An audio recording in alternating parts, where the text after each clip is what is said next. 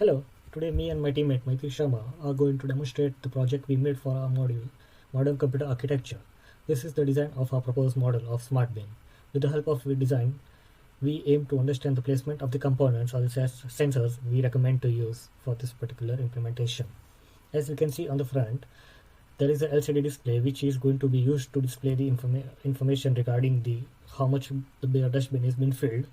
You can see there is an IR sensor, IR receiver over here, which can be used to take the input from the remote.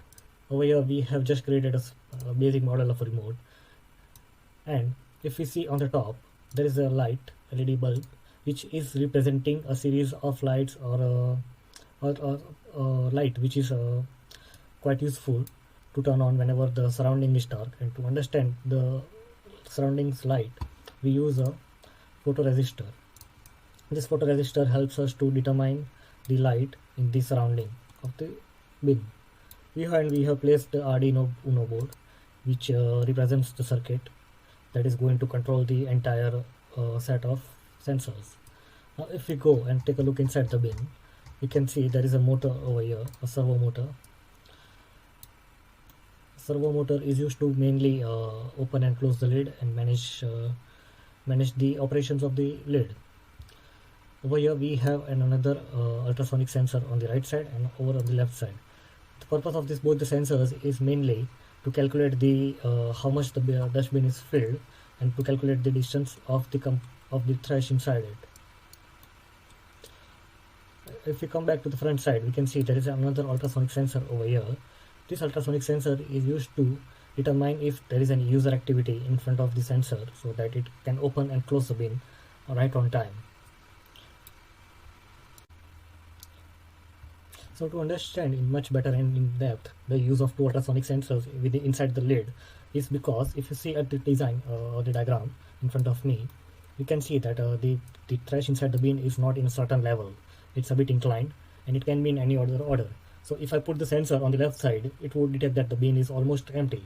But if I put it on the left side, it will say the bin is almost full, even though there is some space on the left side. So to eliminate that problem, we use two ultrasonic sensors and calculate the average of both of them so that we get roughly around 45 to 50% that the bin is 45 to 50% full or empty, either way. Now let's jump to the code. So over here in front of me we have the macro level code we implemented for this particular circuit, and this same circuit we have also implemented in hardware, which we'll look into in the further part of the video. So for this particular instance, we are using two Arduino Uno board as we were running out of the pins, and we also wanted to use the LCD monitor with the help of in order to display the data that we collect from the two ultrasonic sensor and display it on the bin level. So in order to achieve that, we use wire.h library. This library allows us to communicate from one board to another.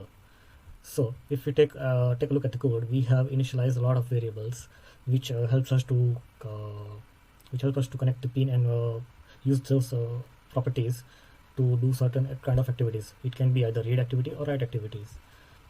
So if we come to the very first function, the setup, we configure the serial monitor, we set up the pin modes, and we have the pin mode set to output and input both, so that for the ultrasonic sensor, for example, we have a trigger pin which is for an output, but echo pin which is for an input. So we do a wire begin function call. So this call will allow us to establish the communication between a master board and the slave board. It is also called as I2C communication. And this particular block of code helps us to connect the interrupt service routine to a function which is called do ISR for the button. So this button is configured as a failsafe so that if for some reason the bin is not opening on the ultrasonic sensor only, a user can press the button and the lid will be opened. So over here, this is the very first function, the ISR function. I'm just setting a flag variable true, because of which whenever it will come inside the loop and it will check the flag. If interrupt service routine was triggered, then it will open the bin, it will wait for some threshold time, and it will close the bin. All the code for the waiting time and to close the bin is already configured in the respective functions, which we will take a look. We have a method called do IR. This method will go and check the IR receiver if there is any other input available at the moment. If there is an input, it will do certain checks and it will set certain variables like is ISR. So if ISR is true, then it means that it is on a manual mode. So if a user press 1 or 2 from the remote, it means that 1 means light on, second means lights off for the surroundings. So user can interact with the bin easily, even if like there is no light, and you can turn on the light with the remote. But if it is false, that means it is on auto mode. With the help of that, with the help of a photoresistor, we determine how much light is available in the background, and with the help of those values, we take the decision and turn on the light automatically. So here we have another method called get distance from ultrasonic, and we pass on the pin's name for trigger and echo. This helps. This function returns the value in centimeter for the distance from the object. This particular method is nothing much just to print in the serial monitor, so that we can it gets easy to debug and understand the flow of the code. So if it is within the range of the distance, we open the bin. If the user is in the range of the distance from the bin ultrasonic, which is this one, and then we delay the execution for about 100 microseconds. Then we check if the program is run for the very first time. Then we must update the bin level in the starting. So let's say if the board is just powered on, so we need to know what is the level of the bin, because the bin can be half empty, half full, or full, or like empty. So we need to check, because the level of the bin, or the thresh level inside the bin, is always checked after a bin is used at the closing time. So like I mentioned, the do-IR function will decode the value. If it finds any value, it will be printed into the serial monitor. But then we have three cases for respective buttons for 1, 2, and 3, and it sets this particular variable, and which we use it in the loop function. The open bin function is quite simple. We also lit a red LED just to indicate that the bin is at the open state, and if the bin is open, it will return even though the person is standing in front of it, so it doesn't write this motor again and again and again. And to do the reverse procedure in the close bin, we check if the bin is not open, then we return it out of the function, and then if the bin is open, then we wait for about 5 seconds for the user to finish its business and then close the bin.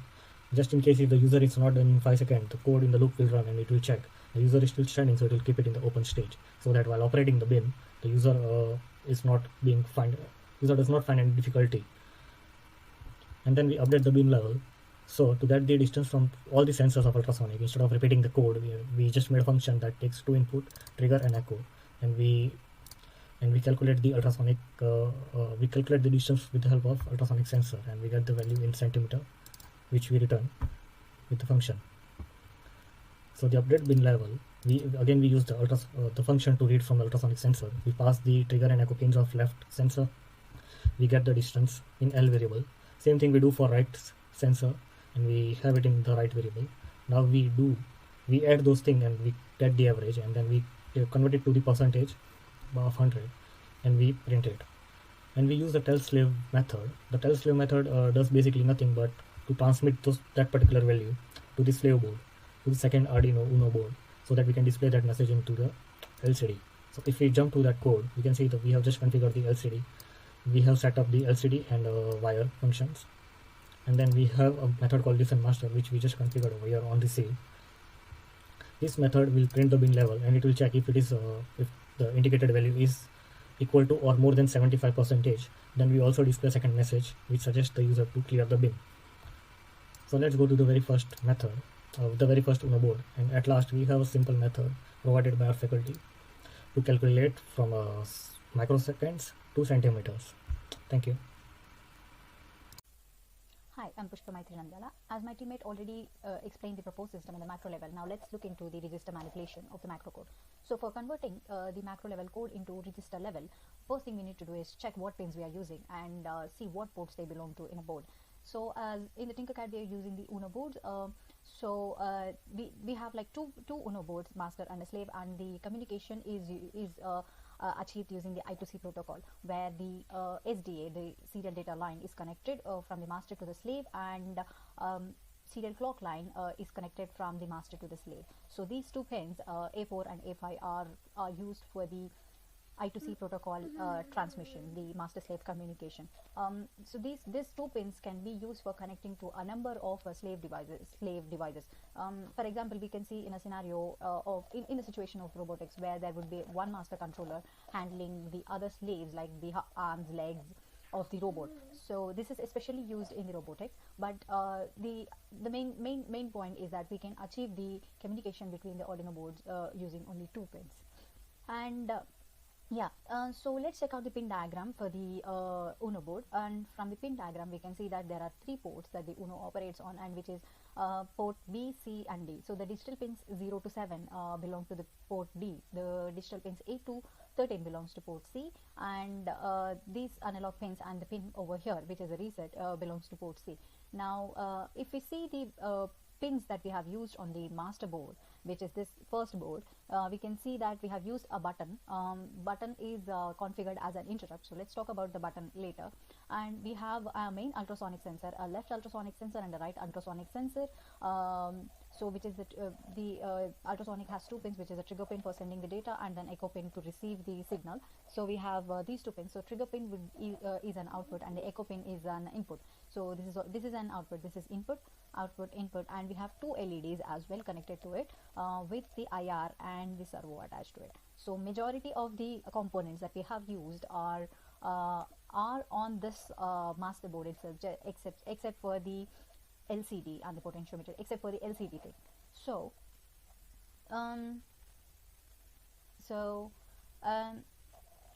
let's see like what as I mentioned already that from 0 to 7 this belongs to the port D. So in the port D, if we see that from the port D we have used button, which is an input. So usually all the pins are configured as an input, which is a 0. So we don't need to especially configure the input pins again, so we just have to set the output pins as 1 in the respective bits. So we have a trigger left, which is an output at pin 7. We have a trigger right at 5 at pin 5, which is an output, and yeah, that's it. So there are two outputs that we have used in the port B. So we set those respective bits as 1 and the remaining will be zeros. And as we are using a push button in number 2, we have to use an input pull-up. So we have to send a 5-volt signal to the push button. So for that we are setting this third bit, like 0, 1, 2, this bit as 1. Next we can come to this port, which is the port B. So in the port B we have two outputs at 8 and 9. We also have an output at pin 13 and an output at pin 11. So all these pins are configured as 1 at their respective bits. So as I mentioned that the I2C communication happens between the master and slave, so we begin the transmission here. And so this is the max capacity of the bin that we have used. And yeah, so the IR is also an input, so we don't make that as 0, especially it will already be there. So when it comes to the interrupt, we in the macro code we have attach interrupt of digital pin to interrupt from the button. Do this function, call this function with the rising edge. In UNO has two interrupt pins, which are at digital pin 2 and 3. So all the pins on the UNO board are multipurpose pins. So if we don't set anything to it, it behaves as a normal digital pin. So we need to set that, we need to make Arduino tell Arduino UNO that this is an interrupt and this is configured as an interrupt. So for that we have to use an external interrupt mask register. So where only two bits of where only the last two bits are used, the last bit represents the pin int 0, which represents the digital pin 2, and the last before bit, the second bit, represents the digital pin 3. So we push the 1, that we set the 1 in the interrupt interrupt 0. That means we have told Arduino now that this is an external interrupt. Now there are 4 situations in which an interrupt can be triggered, which is when the 00 is configured in the external interrupt control register A, when the last two bits are configured as 00, the interrupt will trigger at low level. When it is configured as 01, the interrupt triggers with any logical chain. When it is configured as 10, the interrupt triggers with the falling edge of the clock pulse. And when we set 11 at the last digit, at the last bits, we are making the interrupt trigger when there is a raising edge. We are using last two bits because we are dealing with the pin interrupt 2, that is digital pin 2. If we have used digital pin 3 as an input, we should use the bits 3 and 4 to set which triggers the interrupt. And then we enable the set enable interrupts, so it enables all the interrupts. So the ISR service routine here is used. It just sets a flag as true, and when the loop is called, when this loop or when this function is called, now this is a normal method which has this name, but it is not an exactly loop and setup of this thing. So we have used an int main to avoid the setup and loop. So in the int main, where the setup function, where the setup code is there, we run it before the loop.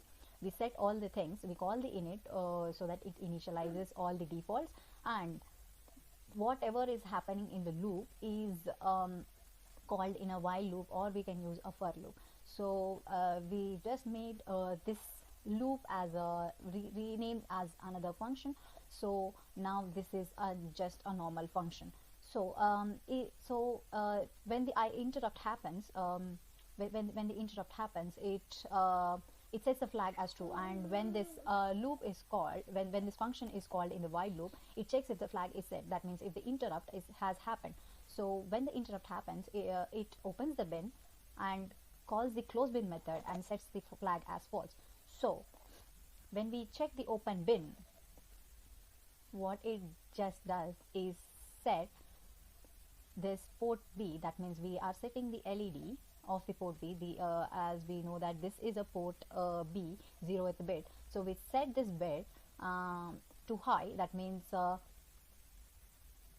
we set this bit to high. That means this will be turned on, and if the bin is open, then it just returns, like if it just checks if the bin is already open or not. Otherwise, this servo motor turns to 180 degrees and this flag is set to true.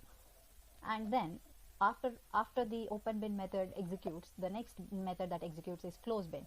So it checks if the bin open is true or false. So if it is false, if it is true, then the if condition becomes false. So that means it will go here, wait for 5 seconds, and turns the servo to the 0 degrees, like it turns the 180 degrees opposite, turns off the LED and update the bin level. So the bin level is just a calculation of the average of these two sensors, and that is displayed in the LCD.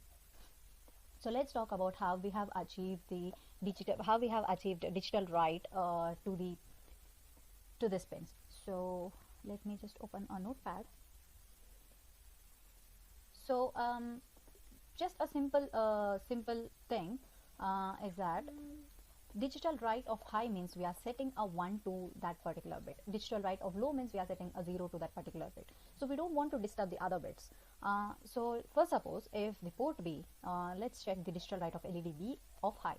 First, suppose let's say that the port B is now at has bits 0 0 0 1 1, sorry, zeros 1 2 3 4 5 6 7 and 8.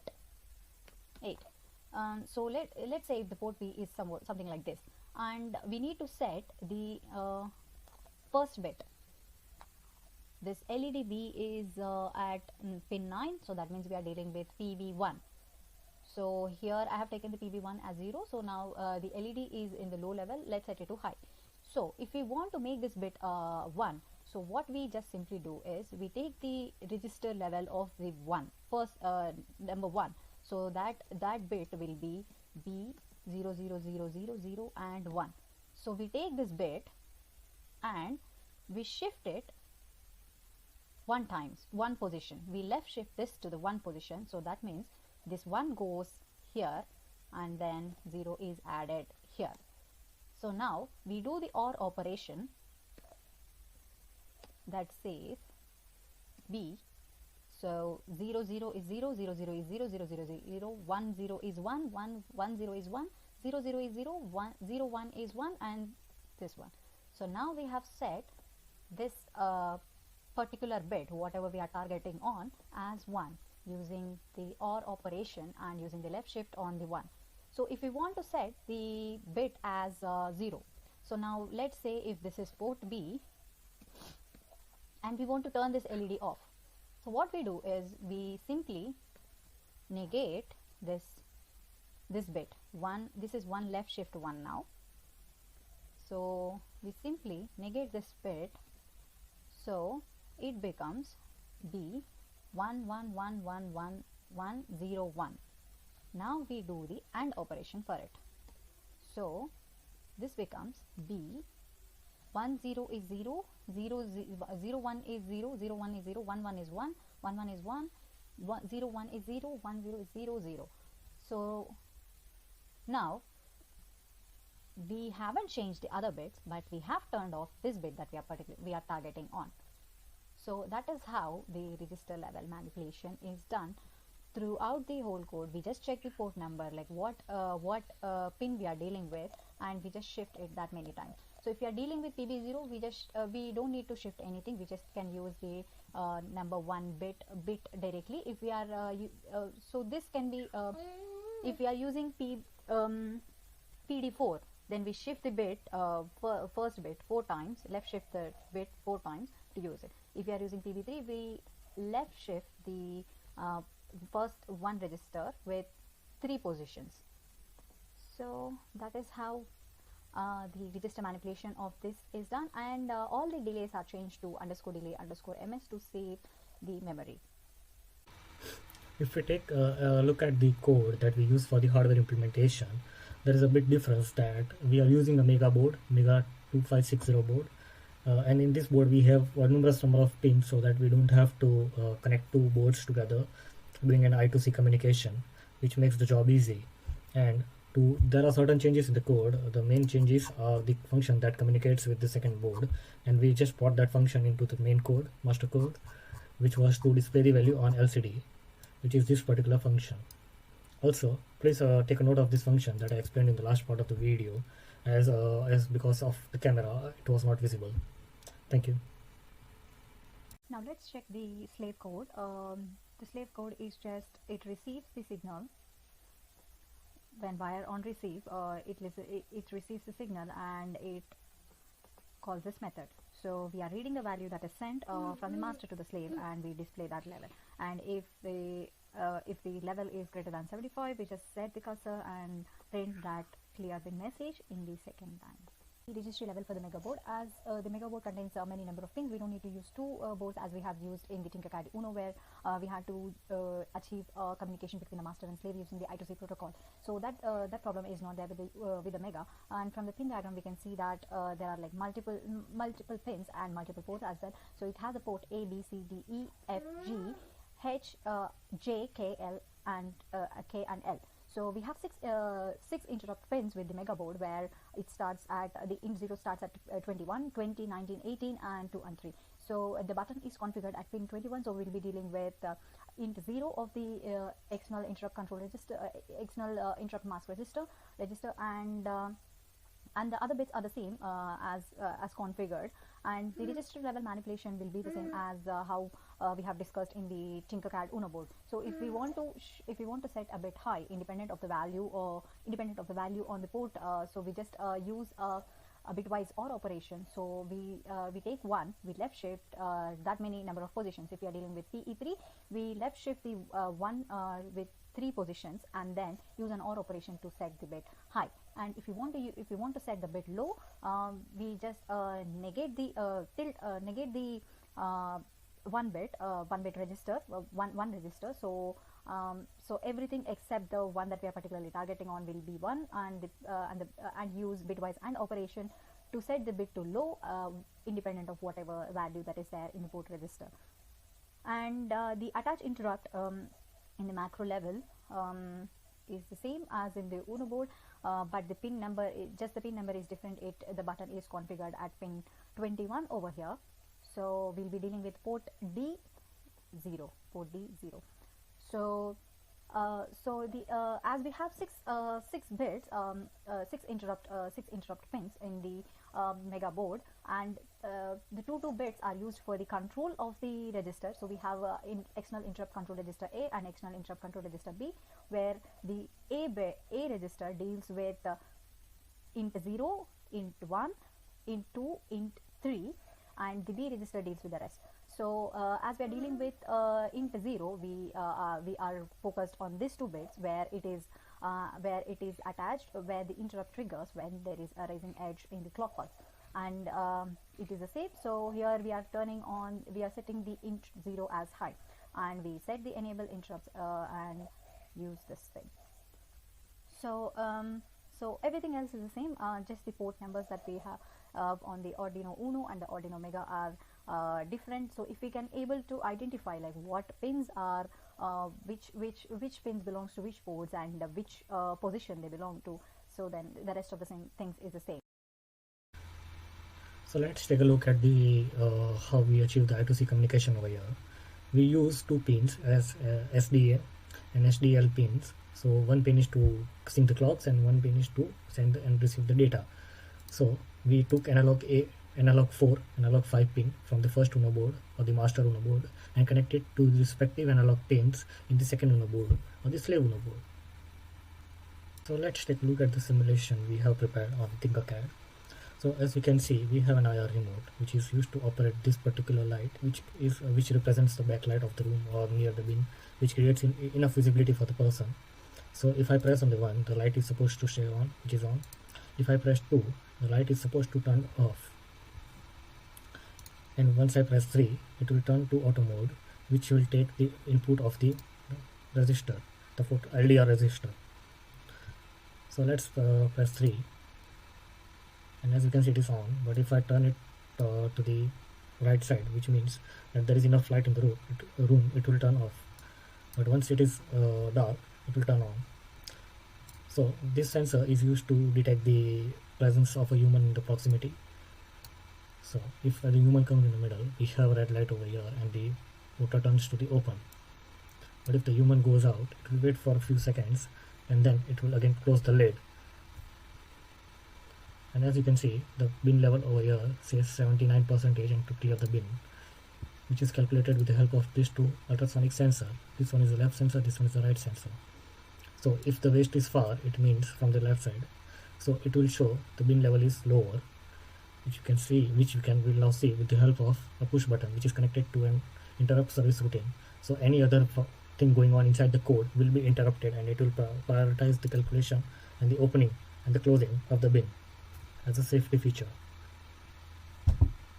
So let's turn that on. So now the lid of the bin is opening, and we have moved the object or the thresh far away. So now once it will calculate, we will get the 61% from the configured value.